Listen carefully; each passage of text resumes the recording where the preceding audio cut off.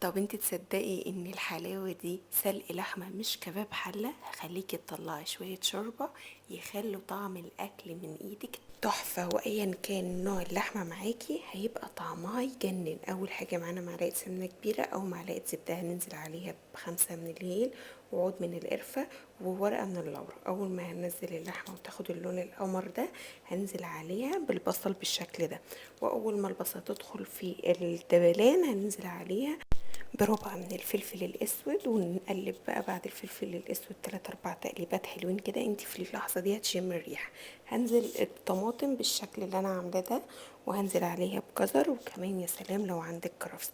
وبعد ما تقلبيهم حلو لدرجه ان الخضار يدبل معاكي، شوفي الطماطمايه بقت عامله ازاي وتاخد اللون الحلو قوي ده، هتنزلي عليها بشويه من الميه وما تغطيش اللحمه، يعني تبقى باينه بالشكل ده، ونغطي عليها وما نزودش ميه الا ما تنشف بالشكل ده، بيبقى الطعم احلى بكتير جدا. وكمان بعد ما انت هتزودي ميه بالشكل ده انا هنزل عليها 3 من نوى البلح علشان تسرع لي من التسويه، واول ما تدخل في التسويه هنزود عليها الملح ونسيبها تغلي، وتزودي المقدار اللي انت عايزاه من الشوربه.